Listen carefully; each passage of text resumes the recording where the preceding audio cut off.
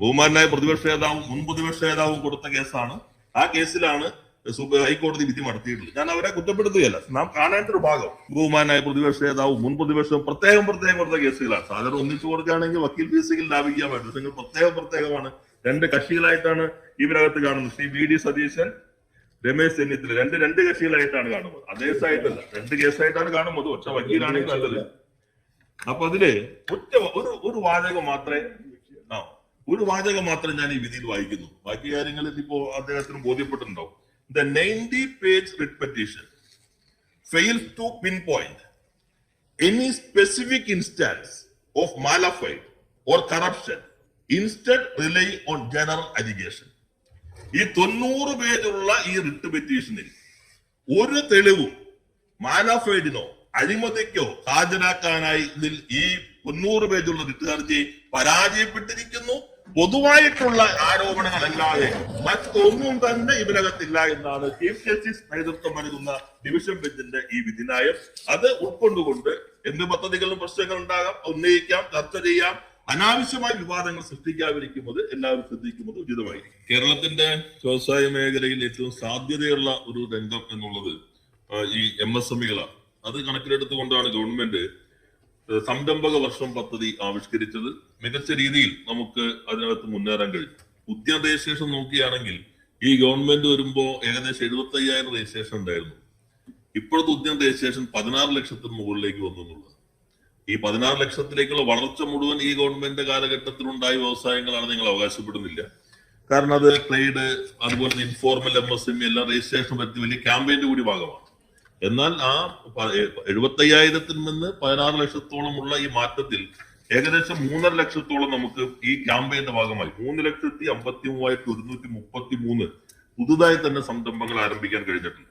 ഇതിന്റെ ഭാഗമായി 22,688.46 കോടി രൂപയുടെ നിക്ഷേപവും 7,49,712 പുതിയ തൊഴിലവസരങ്ങൾ സൃഷ്ടിക്കപ്പെട്ടിട്ടുണ്ട്. എല്ലാ ജില്ലയ്ക്കകത്തും നല്ല മാറ്റമുണ്ടായി. അതിനകത്ത് 31% സ്ത്രീ സംരംഭകരാണ് എന്നതും പ്രത്യേകതയാണ്. നിലവിലുള്ള MSMEകളെ ശക്തിപ്പെടുത്തുന്നതിനും അവരുടെ മരണനിരക്ക് കുറയ്ക്കുന്നതിനും വേണ്ടിയുള്ള സംവിധാനങ്ങൾ ഗവൺമെന്റ് ആവിഷ്കരിച്ചിട്ടുണ്ട്. അതിന്റെ ഭാഗമായി എല്ലാ ജില്ലകളിലും MSME ക്ലിനിക്കുകൾ ആരംഭിച്ചിട്ടുണ്ട്. ഏതെങ്കിലും തരത്തിലുള്ള ബുദ്ധിമുട്ട്, സാമ്പത്തികമോ മാർക്കറ്റിംഗിന്റെയോ ടെക്നോളജിയുടെയോ മാനേജ്മെന്റിന്റെയോ ബുദ്ധിമുട്ടുകൾ വന്നാൽ ഈ ക്ലിനിക്കിൽ പോയി ആവശ്യമായ അഡ്വൈസ് തേടാം. അതിനകത്ത് എക്സ്പെർട്സ് ഉണ്ട്, ഇൻസ്റ്റിറ്റ്യൂഷൻസ് ഉണ്ട്. അതിനാവശ്യമായിട്ട് റെന്യൂമറേഷൻ ഗവൺമെന്റ് നൽകുന്നതാണ് MSME ക്ലിനിക് എന്നുള്ള സംവിധാനം.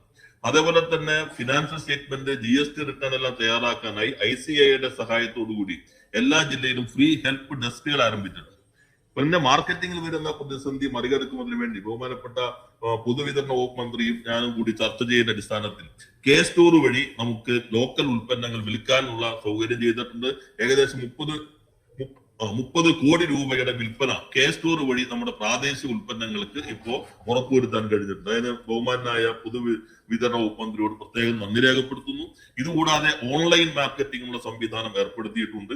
പിന്നെ MSMEയുടെ ശക്തിപ്പെടുത്താനായി മിഷൻ 1000 നല്ല രീതിയിൽ തന്നെ പുരോഗമിക്കുന്നുണ്ട്.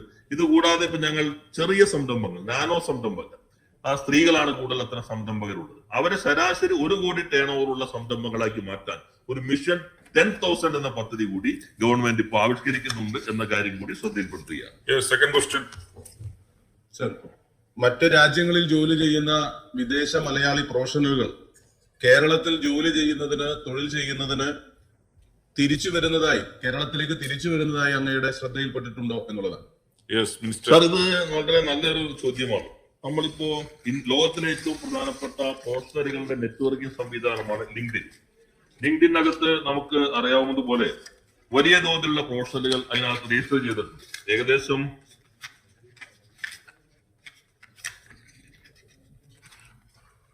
1.2 ബില്യൺ മെമ്പർമാരാണ് ലിങ്ക്ഡിൻ പ്രൊഫഷണൽസ് ഉള്ളത്. ഏകദേശം 70 മില്യൺ കമ്പനികൾ ഇതിന്റെ ഭാഗമായി വന്നിട്ടുണ്ട്.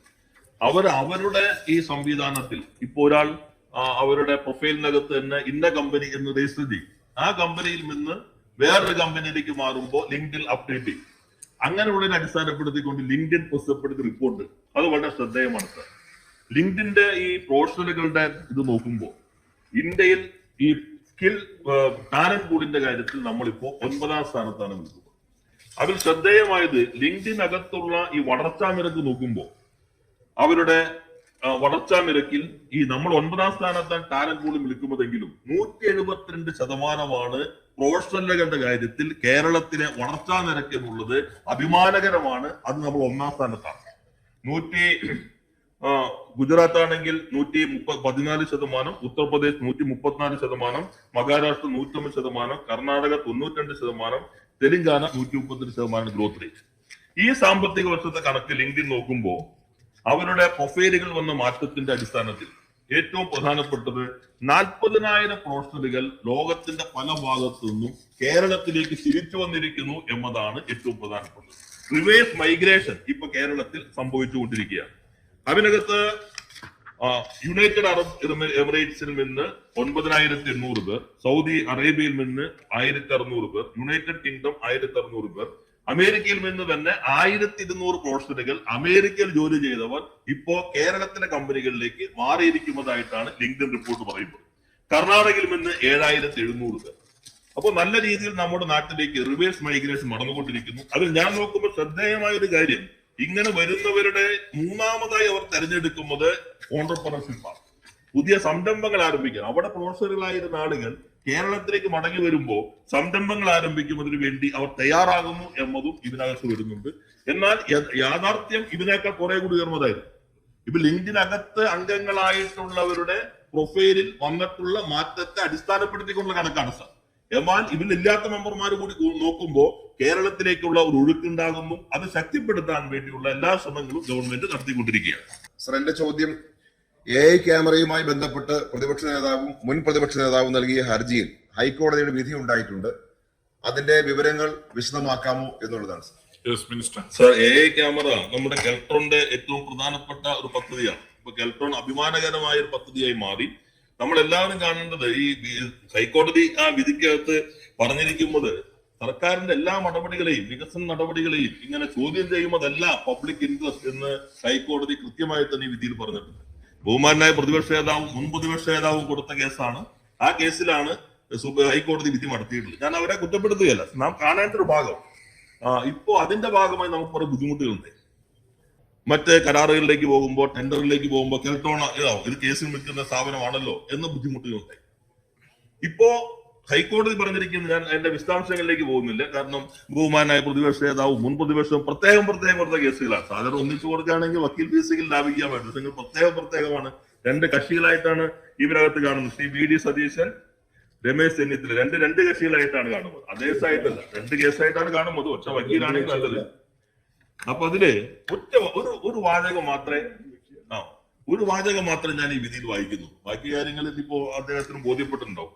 The 90-page writ petition fails to pinpoint any specific instance of malafide or corruption, instead relying on general allegation.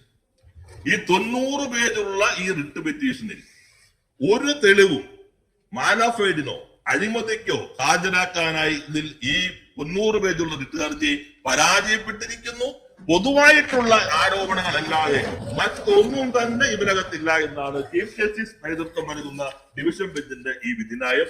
അത് ഉൾക്കൊണ്ടുകൊണ്ട് എന്ത് പദ്ധതികളും പ്രശ്നങ്ങൾ ഉണ്ടാകാം, ഉന്നയിക്കാം, ചർച്ച ചെയ്യാം, അനാവശ്യമായ വിവാദങ്ങൾ സൃഷ്ടിക്കാതിരിക്കുന്നത് എല്ലാവരും ശ്രദ്ധിക്കുന്നത് ഉചിതമായിരിക്കും. ശ്രീ IB സതീഷ്.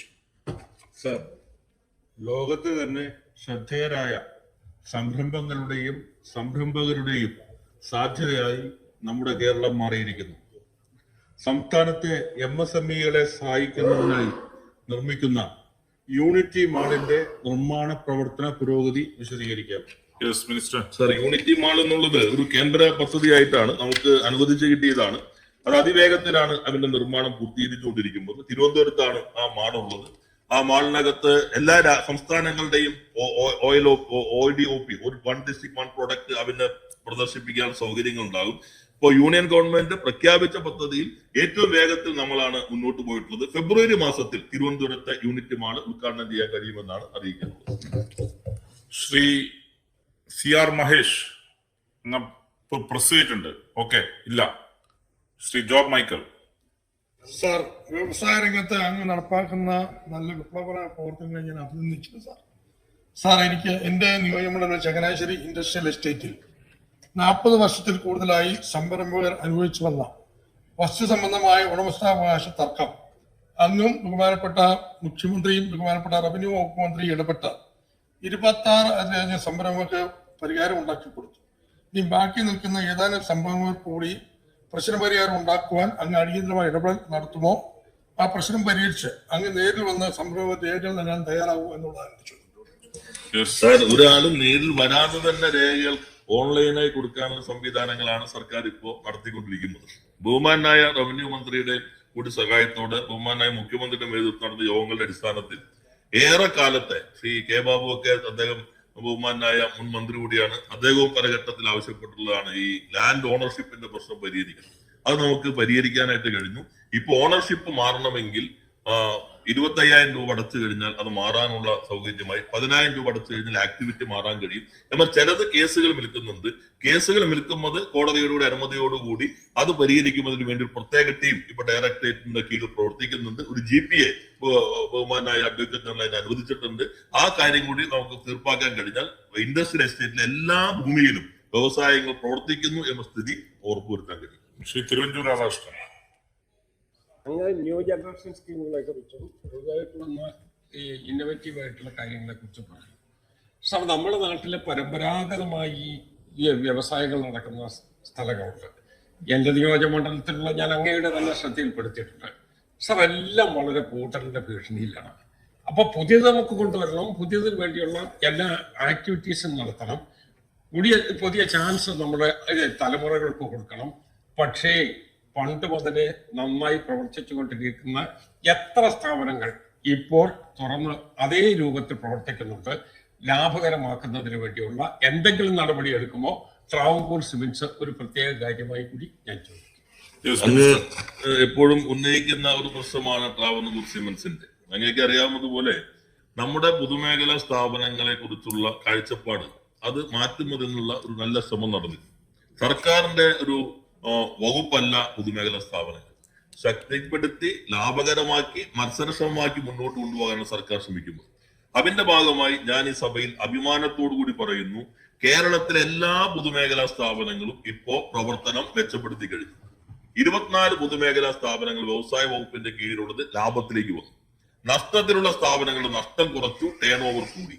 അതുപോലെ തന്നെ അതിനകത്ത് പുതിയ റിക്രൂട്ട്മെന്റ് നമ്മൾ സംവിധാനങ്ങൾ ഏർപ്പെടുത്തി. കേരളത്തിന്റെ കെൽട്രോൺ അഭിമാനകരമായ രൂപത്തിൽ 1250 കോടി ടേൺ ഓവർ ഉള്ള വലിയ സ്ഥാപനമായി കെൽട്രോൺ ഗ്രൂപ്പ് മാറിയിരിക്കുന്നു എന്നത് അഭിമാനകരമാണ്.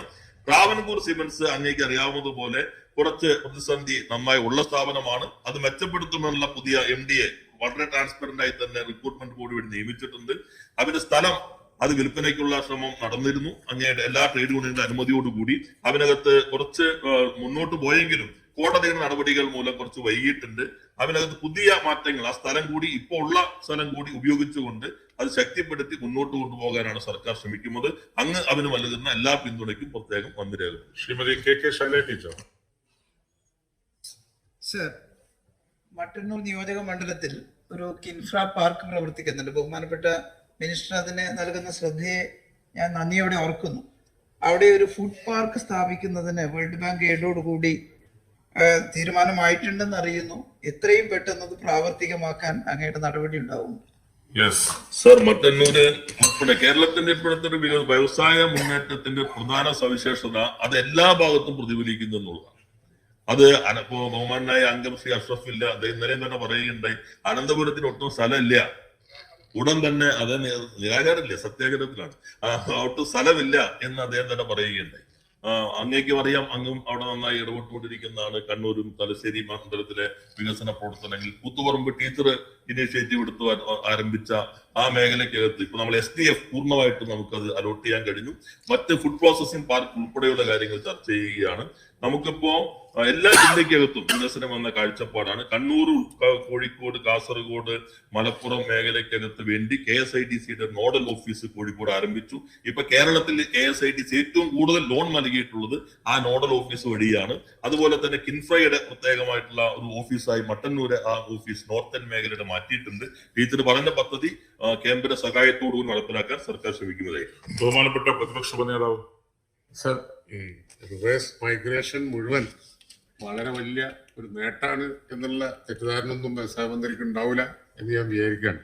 കാരണം എന്താ വെച്ച് കഴിഞ്ഞാൽ സൗദിയിലെ സ്വദേശിവൽക്കരണം, അതുപോലെ തന്നെ AI ടെക്നോളജി വന്നപ്പോൾ അമേരിക്കയിലുള്ള അവസര നഷ്ടം ആളുകളെ നിർബന്ധിതരാക്കുന്നുണ്ട് തിരിച്ചു പോരാൻ. ഇവിടെ വന്ന് അവര് ഉള്ള എക്സ്പീരിയൻസ് വെച്ച് എന്തെങ്കിലും തുടങ്ങുകയാണ്. അപ്പോൾ ഞാൻ നെഗറ്റീവായി പറയില്ല, പക്ഷെ അതിനൊരു കൺസേർഡ് എഫേർട്ട് ആക്കിയെടുത്ത് നമ്മൾ എന്ത് ചെയ്യാൻ നോക്കുക എന്നല്ലാതെ ഈ റിവേഴ്സ് മൈഗ്രേഷൻ മുഴുവൻ വളരെ നല്ലൊരു കാര്യമാണ് എന്ന് കരുതുന്നുണ്ടാവില്ല എന്ന് കരുതുകയാണ്. അപ്പൊ അവർ ലിങ്കിന്റെ ഒരു സ്റ്റാറ്റിസ്റ്റിക്സ് മാത്രമാണ്. അതിൽ തിരിച്ചു വരുന്ന ആളുകളുടെ കണക്ക് ഒരുപക്ഷെ നമുക്ക് അത്ര പോസിറ്റീവ് സൈൻ അല്ല. റെമിറ്റൻസ് അലാമിംഗ് ആണ്. റെമിറ്റൻസ് കുറയുന്നത് നമ്മൾ കാണുന്നുണ്ടല്ലോ, ഫോറിൻ റെമിറ്റൻസ് കുറയുന്നു. ആ അവസര നഷ്ടം കൊണ്ട് ആളുകൾ നിവൃത്തിയില്ലാതെ തിരിച്ചു വന്ന് ഇവിടെ എന്തെങ്കിലും തുടങ്ങുകയാണ് എന്ന് പറഞ്ഞാൽ അതിനെ ഒരു അവസരമാക്കി എടുക്കാൻ നമ്മൾ ശ്രമിക്കണ്ടെന്നല്ല, പക്ഷെ ഒരു നേട്ടമായി കാണുന്നുണ്ടാവില്ല എന്ന് വിചാരിക്കുകയാണ്. അത് ഒരു കാഴ്ചപ്പാടിന്റെ ഒരു വ്യത്യാസമാണ്. അങ്ങും കാര്യങ്ങൾ സൂക്ഷ്മമായി നോക്കുന്ന ഒരാളാണല്ലോ. ഇത് ജോലി നഷ്ടപ്പെട്ട് തിരിച്ചു വരുന്നവരല്ല. ഈ ലിങ്ക്ഡിൻ പ്ലാറ്റ്ഫോം പരിചിതമായ ആളുകൾക്ക് അറിയാമല്ലോ, പ്രൊഫഷണലുള്ള പ്ലാറ്റ്ഫോമാണ്. അപ്പൊ അതില് അവര് പ്രൊഫൈല് അപ്ഡേറ്റ് ചെയ്യും. ഇപ്പൊ അമേരിക്കയിൽ IBM ജോലി ചെയ്യുന്ന ആൾ കേരളത്തിൽ IBMലേക്ക് മാറിയാൽ കേരളത്തിലേക്ക് മാറ്റം ചെയ്യും. അങ്ങനെ മാറിയത് മാത്രമാണ്, ഇത് തൊഴിൽ നഷ്ടപ്പെട്ട് വന്നിട്ടുള്ളവരല്ല.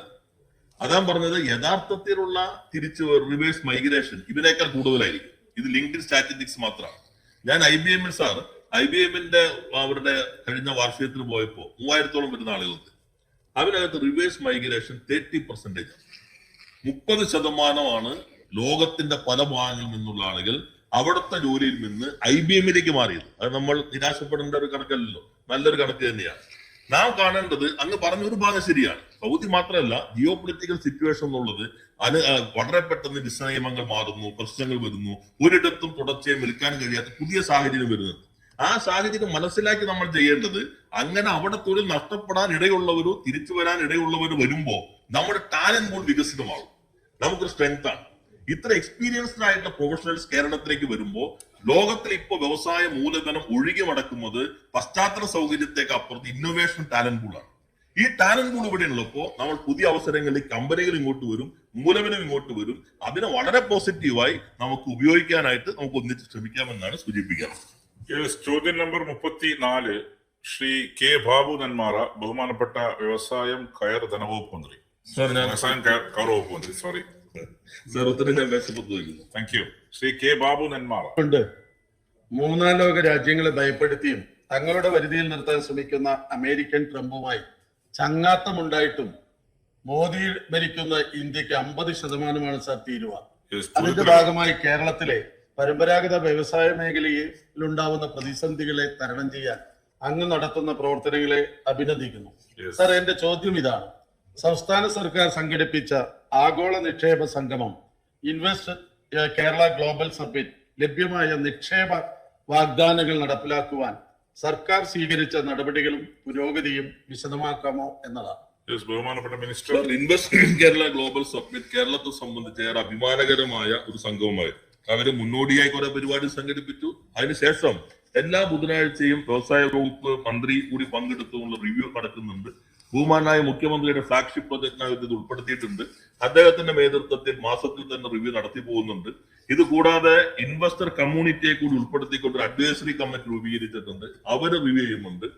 KSIDCയുടെ ഇൻഡസ്ട്രിയൽ മേഖല ഡയറക്ടർമാരുടെ ഒരു മീറ്റിംഗ് എല്ലാ ആഴ്ചയും ചേർന്ന് അവർ റിവ്യൂ ചെയ്യുന്നുണ്ട്. അതിന്റെ ഭാഗമായി ഈ സഭയിൽ ഞാൻ അഭിമാനത്തോടു കൂടി പറയുന്നു, അവിടെ വന്ന EOയുടെ 4/1 നമ്മൾ യാഥാർത്ഥ്യത്തിലേക്ക് എത്തിക്കാൻ കഴിഞ്ഞു എന്നുള്ളതാണ്. ഏകദേശം 35,000 കോടി രൂപയുടെ നിക്ഷേപങ്ങൾ കൺസ്ട്രക്ഷൻ സ്റ്റേജിലേക്ക് എത്തിക്കാൻ കഴിഞ്ഞു. കഴിഞ്ഞ ദിവസം അങ്കമാലിയിൽ കല്ലിട്ടത് ലോകോത്തര കമ്പനി ആയിട്ടുള്ള ശ്രീ ഭാരത് ബയോടെക്കിന്റെ ഫുഡ് പ്രോസസിംഗ് ലൈഫ് സയൻസ് മേഖലയിലെ യൂണിറ്റ് ആണ്. ആ കല്ലിട്ടിരിക്കുന്നത് IKGS വന്ന EOയുടെ 98ാമത്തെ പ്രൊജക്റ്റാണ്. ഒരു കാര്യം കൂടി ഞാൻ സൂചിപ്പിക്കാം സാർ, അവിടെ പങ്കെടുത്ത പത്മഭൂഷൺ കൃഷ്ണയിള, കോവാക്സിന്റെ ഉപജ്ഞാതാവ്, അദ്ദേഹം 2 കാര്യം കേരളത്തെ കുറിച്ച് പറഞ്ഞു. അദ്ദേഹം കേരളത്തിൽ തുടങ്ങാൻ പോയപ്പോ ഹൈദരാബാദിലുള്ള മലയാളികൾ, ഗൾഫിലുള്ള മലയാളികൾ, അവരിലാണ് ചിലർ ചോദിക്കുന്നത്, അയ്യോ കേരളത്തിലേക്കാണോ പോകുന്നത്, വേറെ ആരും ചോദിക്കുന്നില്ല. എന്നാൽ അദ്ദേഹം കേരളത്തിന്റെ ഒരു പ്രത്യേകത പറഞ്ഞു. ബഹുമാനായ പ്രതിപക്ഷ നേതാവും കൂടി കേൾക്കാൻ വേണ്ടിയാണ് പറയുന്നത്. ബഹുമാനായ പ്രതിപക്ഷ നേതാവ് കൂടി കേൾക്കാൻ. അദ്ദേഹം കൃഷ്ണേള പറഞ്ഞ ഒരു കാര്യം, കേരളത്തിലേക്ക് വരുന്ന ആളുകളെ നിരുത്സാഹപ്പെടുത്തുന്ന മറ്റ് സംസ്ഥാനങ്ങളൊക്കെ മലയാളികളാണ്. അദ്ദേഹം പറഞ്ഞ പോസിറ്റീവ് സൈഡ്, അദ്ദേഹം ഇന്ത്യയിൽ എല്ലായിടത്തും പങ്കെടുത്ത ഇൻവെസ്റ്റ് സമ്മിറ്റിൽ എല്ലാ രാഷ്ട്രീയ പാർട്ടിയും പ്രധാനപ്പെട്ട നേതാക്കന്മാർ ഒന്നിച്ച് വികസനത്തിന് വേണ്ടി നിലകൊള്ളുന്ന ഒരു സംസ്ഥാനം കേരളം മാത്രമേ ഉള്ളൂ എന്നതും അഭിമാനകരമായി അദ്ദേഹം പറഞ്ഞിട്ടുണ്ട്. അത് നല്ല സൈനാണ്. എല്ലാവരും ഒറ്റക്കെട്ടായി തന്നെ മൂലധനത്തെ, വ്യവസായത്തെ, തൊഴിലവസരം സൃഷ്ടിക്കാൻ നിൽക്കുന്നതിന് അത്തരത്തിലുള്ള പത്മഭൂഷണെ പോലുള്ള ഇളയെപ്പോഴാണ് പ്രകീർത്തിച്ച കാര്യവും ഞാൻ സഭയുടെ ശ്രദ്ധയിൽപ്പെടുത്തി. സെക്കൻഡ് ക്വസ്റ്റ്യൻ സർ, ഫാക്ടറിയോ യന്ത്രങ്ങളോ മനുഷ്യാധ്വാനമോ വേണ്ട, മാസം പ്രതി 5.25 ലക്ഷം രൂപ ശമ്പളം പറ്റുന്ന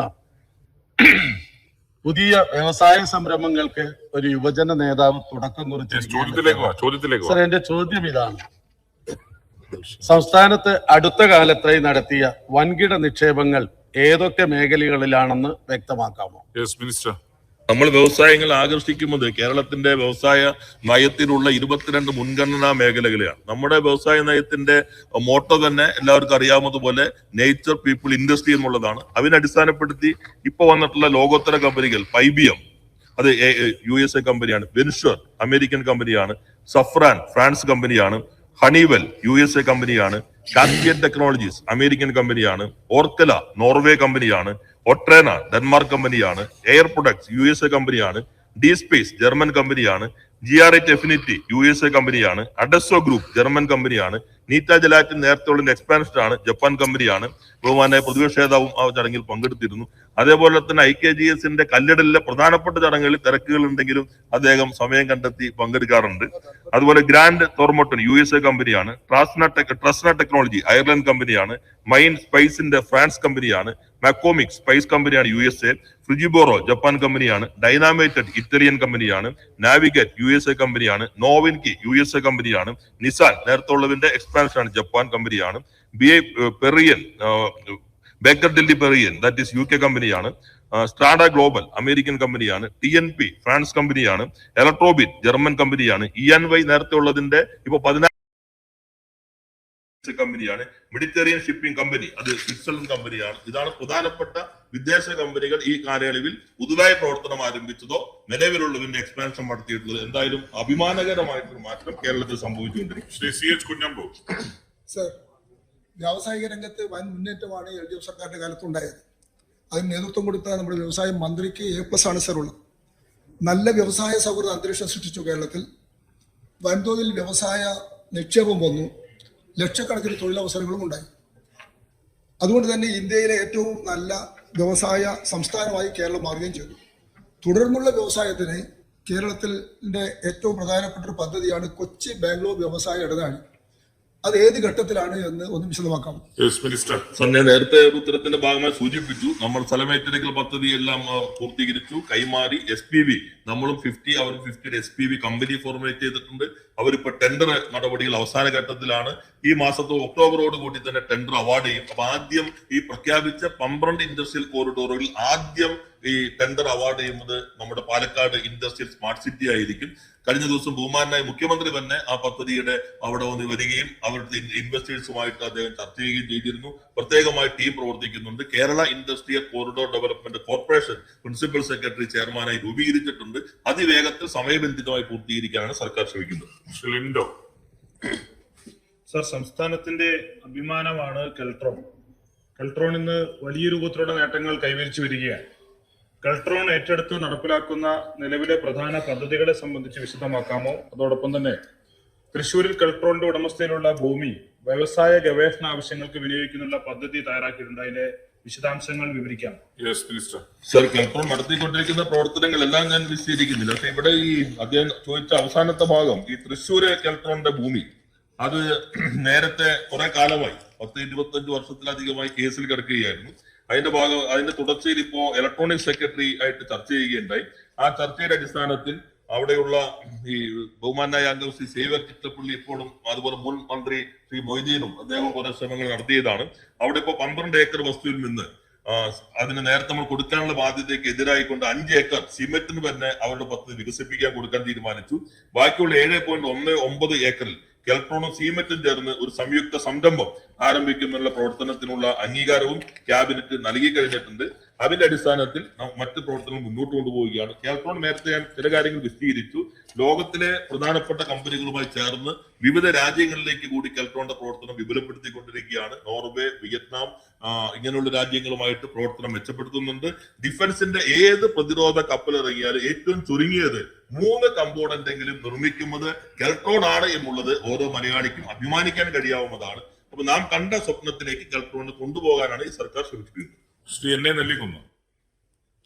സർ, കേരളത്തിലെ എല്ലാ പൊതുമേഖലാ സ്ഥാപനങ്ങളും വളരെ ലാഭത്തിലാണെന്ന് ബഹുമാനപ്പെട്ട മന്ത്രിയോട് അറിയിച്ചു. കാസർഗോഡ് ജില്ലയിലെ ഏക പൊതുമേഖലാ സ്ഥാപനമായ കെല്ലിന്റെ ഇപ്പോഴത്തെ അവസ്ഥ എന്താണെന്ന് വ്യക്തമാക്കാം. ബഹുമാനായ ശ്രീ നെല്ലിക്കുന്നു അതിൽ തുടർച്ചയായി ഇടപെടുന്നത് അദ്ദേഹത്തിനും അറിയാം. നമ്മൾ വരുമ്പോൾ അടഞ്ഞിടന്നിരുന്ന സ്ഥാപനമാണ് അത്. നമ്മൾ ബെമലിന് കൊടുത്തു, ബെമൽ അത് ക്ലോസ് ചെയ്തു. ഇപ്പൊ കേരള ഗവൺമെന്റ് തിരിച്ചു പിടിച്ചു. അത് നല്ല രീതിയിൽ പോവുകയാണ്. ഇപ്പൊ നല്ല ഓർഡറുകൾ വരുന്നുണ്ട്. അദ്ദേഹം അത് മോണിറ്റർ ചെയ്യുന്നുണ്ട്. കേരളത്തിന് അഭിമാനകരമായി പോകാവുന്ന രൂപത്തിലുള്ള സഹായം നൽകുന്നുണ്ട്. ഈ ദിവസം തന്നെ ട്രേഡ് യൂണിയനുകളുമായിട്ട് പ്രത്യേക ഒരു ചർച്ചയും അതിന്റെ തുടർച്ചയും നടത്തുന്നു. ഡോക്ടർ സുജിത് വിജയൻ പിള്ള. സർ, ധാതുമൽ ഖനനവുമായി ബന്ധപ്പെട്ട് Kerala minerals and metals limited നാളിതുവരെ സ്ഥലം വാങ്ങിച്ചിട്ട് മൈൻ ചെയ്തിട്ട് തിരിച്ചു കൊടുക്കുന്ന സംവിധാനമായിരുന്നു. ഇപ്പോൾ സ്ഥലം ലീസിലെടുക്കാൻ ഡയറക്റ്റ് വസ്തു ഉടമകളിൽ നിന്ന് ലീസിലെടുത്ത് മൈൻ ചെയ്യുന്ന ഒരു പ്രക്രിയയിലേക്ക് കടക്കുകയാണ്. ഇവിടെ റവന്യൂ വകുപ്പിന് വില നിശ്ചയിക്കുക എന്നുള്ള ഒരു നിലപാടാണ് എടുക്കേണ്ടത്. പക്ഷെ അത് ചുവപ്പ് നടയിൽ കൊടുക്കുന്നു എന്നാണ് പൊതുവെയുള്ള ആക്ഷേപം. ഇത് സമയബന്ധിതമായിട്ട് നടപ്പാക്കുവാൻ വേണ്ടി അങ്ങയുടെ ഭാഗത്ത് ഇടപെടൽ ഉണ്ടാകുമോ? സർ, ഇപ്പോ നേരത്തെ വിലയ്ക്ക് വാങ്ങുന്നു. വിലയ്ക്ക് വാങ്ങിക്കഴിഞ്ഞാൽ ഈ മൈനിങ് കഴിഞ്ഞാൽ പിന്നെ ആ സ്ഥലം പ്രത്യേകിച്ച് ഉപയോഗിക്കാതെയാണ് പോകുന്നത്. അങ്ങനെയുള്ള സ്ഥലങ്ങൾ ഉപയോഗിക്കാൻ പ്രത്യേക പദ്ധതി ഇപ്പോൾ അവിടെ നടപ്പിലാക്കാൻ ശ്രമിക്കുന്നുണ്ട്. അതോടൊപ്പം തന്നെ ലീസിന് വാങ്ങുന്നു. ലീസിന് എടുത്തിട്ട് നമ്മൾ മൈൻ ചെയ്ത് കഴിഞ്ഞ് അത് ലെവൽ ചെയ്ത് തിരിച്ച് ഭൂ ഉടമയ്ക്ക് കൊടുക്കും. അപ്പൊ ലീസ് ഏകദേശം തന്നെ ഭൂവിലയുടെ ഒരു 75% ഇപ്പോൾ റവന്യൂ എല്ലാം അംഗീകരിച്ച് വന്നിട്ടുള്ളത്. അതനുസരിച്ച് ലീസിനെടുത്ത് നമ്മൾ മണലെടുത്ത് അതിന് മിനറൽസ് തിരിച്ചു കഴിഞ്ഞാൽ ആ മണൽ ബാക്കിയുള്ള മണൽ അവിടെ തന്നെ നിക്ഷേപിച്ച് ലെവൽ ചെയ്ത് കൊടുക്കുന്ന പദ്ധതിയാണ്. അത് പുതിയ രീതിയാണ്, എല്ലാവരും അംഗീകരിച്ചിട്ടുണ്ട്. തുടക്കത്തിൽ കുറച്ച് കാലതാമസം സ്വാഭാവികമാണ്, പുതുവെന്ന രീതിയിൽ വന്നിട്ടുണ്ട്. സമയബന്ധിതമായി നടപ്പിലാക്കാൻ ശ്രമിക്കും. Shri K P Majeed. വ്യവസായ സംരംഭങ്ങൾ തുടങ്ങിയതിനെ സംബന്ധിച്ച് കഴിഞ്ഞ ദിവസം മലപ്പുറത്ത് എമർജിംഗ് ഉണ്ടായിരുന്നു, അങ്ങനെ വരാൻ പറ്റില്ല. അവിടെ വന്ന ഒരു പ്രശ്നം വെച്ചിട്ടുണ്ടെങ്കിൽ ലാൻഡിന്റെ പ്രശ്നമാണ്, ലാൻഡിന്റെ അഭാവമാണ്. ഞാൻ അങ്ങോട്ട് ചോദ്യം ചോദിച്ചിട്ടുണ്ടെങ്കിൽ നമ്മുടെ കയ്യിൽ ലാൻഡ് ഉണ്ട്. പൊതുമേഖലാ സ്ഥാപനം ഇപ്പൊ സ്പിൻ മില്ല്, എഡ്രിക്കോട്, അതുപോലെ കെല്ല്, മലപ്പുറത്ത് അതുപോലെയുള്ള ഒരു വ്യവസായ സ്ഥാപനം ഡിങ്കല്, അവിടെയുള്ള വലിയ സ്ഥാപനം കൂട്ടിക്കിടക്കാണ്. നേരത്തെ സ്ഥലം കൊടുത്ത ആൾക്കാർ തന്നെ അവിടെ തുടങ്ങാനിരിക്കുന്നുണ്ട്. അപ്പൊ ഇങ്ങനത്തെ സ്ഥലം കണ്ടെത്തി ഈ വ്യവസായ സംരംഭത്തിന് ആവശ്യമായ സൗകര്യം ചെയ്തു കൊടുക്കുകയാണെങ്കിൽ മെച്ചപ്പെടും. അങ്ങ് അതിനെപ്പറ്റി ആലോചിച്ചിട്ടുണ്ടോ? കഴിഞ്ഞ ദിവസം അവിടെ നടന്ന ഇൻവെസ്റ്റ് സമ്മിറ്റ് ഉണ്ടായിരുന്നു. ബഹുമാന്റെ എല്ലാ MLA-മാരും അതിൽ പങ്കെടുത്തു. പ്രത്യേകം നന്ദി രേഖപ്പെടുത്തുന്നു. അദ്ദേഹം പറഞ്ഞു ഇൻകലിന്റെ കാര്യം ഇന്നലെ എന്റെ ശ്രദ്ധയിൽപ്പെടുത്തിയപ്പോൾ തന്നെ ഞാൻ പ്രത്യേകം പരിശോധിച്ചിരുന്നു. ഇൻകലിന്റെ സ്ഥലം ഇപ്പൊ 17 ഏക്കർ നമ്മൾ അലോട്ട് ചെയ്ത് കഴിഞ്ഞു. അവിടെ കല്ലിടാനായിട്ട് പുതിയ കമ്പനി അവർ ഡേറ്റ് വെച്ച് വരികയുണ്ടായി. ബാക്കിയുള്ള കുത്തനെ കിടക്കുന്ന സ്ഥലത്ത് സോളാർ പദ്ധതിക്കും അംഗീകാരം നൽകി കഴിഞ്ഞിട്ടുണ്ട്. ടെക്സ്റ്റൈൽ മേഖലയിൽ എല്ലാ ട്രേഡ് യൂണിയനുകളുമായിട്ട് സംസാരിച്ചിരുന്നു. ടെക്സ്റ്റൈൽ ഉപയോഗിക്കാതെ കിടക്കുന്ന സ്ഥലം 30 വർഷത്തേക്ക് ലീസിന് കൊടുക്കാനുള്ള ഒരു അംഗീകാരം പൊതുവെ ട്രേഡ് യൂണിയൻ വ്യവസായ ആവശ്യങ്ങൾക്ക് നൽകാനുള്ള അംഗീകാരം നൽകിയിട്ടുണ്ട്. അതിനനുസരിച്ച് ഈ സ്ഥലം കൂടി ഉപയോഗിക്കാനായിട്ട് കഴിയും. മലപ്പുറത്ത് നല്ല സാധ്യതയുണ്ട്. അതനുസരിച്ചുകൊണ്ട് വ്യവസായം കൊണ്ടുവരാൻ എല്ലാവരുടെയും പിന്തുണ കുറെ കൂടി ശക്തമായി ഉണ്ടാകണമെന്ന് കൂടി അഭ്യർത്ഥിക്കുന്നു. ചോദ്യം നമ്പർ 35 ശ്രീ പി ചിത്തരഞ്ജൻ, നിയമം വ്യവസായം കയർ വകുപ്പ് മന്ത്രി. പി ചിത്തരഞ്ജൻ പെട്ടെന്ന് ചോദിച്ചാൽ കുറെ കയർ വ്യവസായത്തിന്റെ വളരെ നവീകരണ പ്രവർത്തനങ്ങൾ നടക്കുന്ന ഒരു കാലമാണ് സാർ. ഞാൻ ബഹുമാനപ്പെട്ട മന്ത്രിയെ അതിനകത്ത് അഭിനന്ദിക്കുകയാണ്. എന്റെ ചോദ്യം സാർ, പുതിയ ഡിസൈനുകളിൽ ട്രെയിനിങ് കിട്ടിയിട്ടുള്ള തൊഴിലാളികൾക്ക് പുതിയ സംരംഭങ്ങൾ ആരംഭിക്കുന്നതിനുള്ള നടപടികളായിട്ടുണ്ടോ, ഏതെങ്കിലും ആരംഭിച്ചിട്ടുണ്ടോ? Yes minister. പുതിയ കാഴ്ചപ്പാട് നമ്മൾ കയർ മേഖല പരമ്പരാഗത വ്യവസായ പ്രതിസന്ധി പരിശോധിച്ചുകൊണ്ട് കമ്മിറ്റിയുടെ ശുപാർശ പ്രകാരം ആധുനിക ഡിസൈനുകൾ നാഷണൽ ഡിസൈൻ ഇൻസ്റ്റിറ്റ്യൂട്ടുമായി ചേർന്ന് തൊഴിലാളി സംഘടനകളൊക്കെ ചർച്ച ചെയ്ത് മോഡ്യൂൾ തയ്യാറാക്കി പരിശീലനം 500-ലധികം ആളുകൾ പൂർത്തീകരിച്ചു. അവരെ പ്രത്യേക ഒരു സൊസൈറ്റി രൂപീകരിച്ചു. ആ സൊസൈറ്റിക്ക് എല്ലാവിധ പിന്തുണയും നൽകുന്നുണ്ട്. നല്ല രീതിയിൽ കയർ മേഖല രക്ഷപ്പെടുത്താൻ അത് സഹായകരമാകുമെന്ന് പ്രതീക്ഷിക്കുന്നു. സെക്കൻഡ് ക്വസ്റ്റ്യൻ സാർ, കയർ ഭൂവസ്ത്രം വിപുലപ്പെടുത്തുന്നതിനായി എന്തൊക്കെ നടപടികളാണ് ഇതുവരെ സ്വീകരിച്ചിട്ടുള്ളത്? സർ, കയർ ഭൂവസ്ത്രത്തിന്റെ വിപണനത്തിൽ കഴിഞ്ഞ ഗവൺമെന്റിന്റെ സമയത്താണ് ഒരു പുതിയ മേഖല എന്ന നിലയിൽ അങ്ങോട്ടുള്ള പ്രവേശനം നടത്തിയത്. അതിന്റെ ഭാഗമായി കയർ മേഖലയിൽ പുതിയ തൊഴിലവസരങ്ങൾ സൃഷ്ടിക്കാനായിട്ട് കഴിഞ്ഞു. ഇപ്പോ ജിയോ ടെക്സ്റ്റൈൽസിന്റെ കാര്യത്തിൽ സാർ, കഴിഞ്ഞ ഗവൺമെന്റ് സമയത്ത് 98.29 കോടി രൂപയുടെ ഭൂവസ്ത്രം വിറ്റു. ഈ ഗവൺമെന്റ് വന്നതിന് ശേഷം ഇതുവരെ 180 കോടിയുടെ ഭൂവസ്ത്രങ്ങൾ വിൽക്കാനായിട്ട് കഴിഞ്ഞിട്ടുണ്ട്. കൂടുതൽ ഭൂവസ്ത്രങ്ങൾ വിൽപ്പനയ്ക്ക് വേണ്ടി ശ്രമം ഗവൺമെന്റ് നടത്തിക്കൊണ്ടിരിക്കും. OS അംബിക. സാർ, പരമ്പരാഗത മേഖലയെ സംരക്ഷിക്കുന്ന ശക്തമായ നിലപാടുകൾ എടുത്തുകൊണ്ടാണ് ഗവൺമെന്റ് മുന്നോട്ട് പോകുന്നത്. അത് സർക്കാരിനെയും അതുപോലെ തന്നെ വകുപ്പിനെ അഭിനന്ദിക്കുന്നു. എന്റെ ചോദ്യം, പ്രതിസന്ധി നേരിടുന്ന കശുവണ്ടി മേഖലയ്ക്ക് ഉത്തേജനം നൽകുന്നതിനായി സർക്കാർ സ്വീകരിച്ച നടപടികൾ വ്യക്തമാക്കണം. സാർ, കശുവണ്ടി മേഖല ഇപ്പോൾ വളരെ നല്ല മാറ്റത്തിലാണ്. കെയർ കോർപ്പറേഷന്റെയും കാപ്പക്സിന്റെ എല്ലാ കമ്പനികളും പ്രവർത്തിക്കുന്നുണ്ട്. ഈ സാമ്പത്തിക വർഷം, അടുത്ത സാമ്പത്തിക വർഷത്തിൽ ആദ്യത്തെ 2 മാസവും പ്രവർത്തിക്കുന്നതിന് ആവശ്യമായിട്ട് കശുവണ്ടി ഇപ്പൊ തന്നെ സംഭരണം കഴിഞ്ഞിട്ടുണ്ട്. അതുപോലെ തന്നെ പ്രൈവറ്റ് മേഖലയ്ക്കകത്തും നമ്മുടെ പുതിയ സ്കീം അനുസരിച്ചുകൊണ്ട് നിരവധി സ്ഥാപനങ്ങൾ OTS എടുത്ത് ബാങ്കിൽ നിന്ന് ഉള്ള വായ്പയെല്ലാം മാറ്റി അവർ പുതിയ മേഖലയിലേക്ക് വന്നു. നിലവിൽ പ്രവർത്തിച്ചുകൊണ്ടിരിക്കുന്ന കശുവണ്ടി സ്വകാര്യ മേഖല കശുവണ്ടി സ്ഥാപനങ്ങൾക്ക് 40 ലക്ഷം രൂപ വരെ ക്യാപിറ്റൽ ഇൻസെന്റീവ് നൽകുന്നുണ്ട്. 10 ലക്ഷം രൂപയുടെ വർക്കിംഗ് ക്യാപിറ്റലിന്റെ ഇൻട്രസ്റ്റ് സംരക്ഷണം നൽകുന്നുണ്ട്. 5 കോടി രൂപ മോഡറൈസേഷൻ നൽകുന്നുണ്ട്. 5 കോടി രൂപ സ്ത്രീകളുടെ തൊഴിലിടങ്ങൾ ശക്തിപ്പെടുത്തുന്നതിന് വേണ്ടി നൽകിക്കൊണ്ടിരിക്കുന്നുണ്ട്. നല്ല മാറ്റം വരുന്നുണ്ട്. ആധുനികമായിട്ടുള്ള കശുവണ്ടി വാല്യൂ അഡീഷൻ കമ്പനികൾ ഇപ്പോ കൊല്ലത്ത് പുതുതായി പ്രവർത്തനം ആരംഭിക്കുന്നു എന്ന സന്തോഷ വാർത്ത കൂടി ഞാൻ പങ്കുവയ്ക്കുന്നു. ശ്രീ കെ ദിനേഷ് കുമാർ. കയറിന് വിദേശ വിപണി കണ്ടെത്തുവാൻ നടപടികൾ സ്വീകരിച്ചിട്ടുണ്ട്. വാൾമാർട്ടുമായിട്ട് കരാർ ഒപ്പുവെച്ചു. വാൾമാർട്ടിലേക്ക് സ്ഥിരം ഇപ്പൊ ഉൽപ്പന്നങ്ങൾ കൊടുക്കുന്നുണ്ട്. ഇത് കൂടാതെ ഇപ്പൊ നമ്മൾ ലുലു മാൾ തിരുവനന്തപുരത്ത് കോയർ കോർപ്പറേഷന്റെ ഒരു ചെറിയ സ്റ്റോൾ ആരംഭിക്കുകയുണ്ടായി. വലിയ തോതിലുള്ള വിൽപ്പനയാണ്. ഏകദേശം 60 ലക്ഷത്തിന്റെ വിൽപ്പന ചുരുങ്ങിയ സമയത്ത് ഉണ്ടാക്കാൻ കഴിഞ്ഞു. വിദേശ വിപണിയിൽ ഇപ്പോഴത്തെ താരിഫ് സംവിധാനങ്ങൾ കുറച്ച് പരിമിതി സൃഷ്ടിക്കുന്നുണ്ടെങ്കിലും അത് മറികടക്കാൻ ആവശ്യമായ പരിമിതിക്കകത്ത് നിങ്ങൾ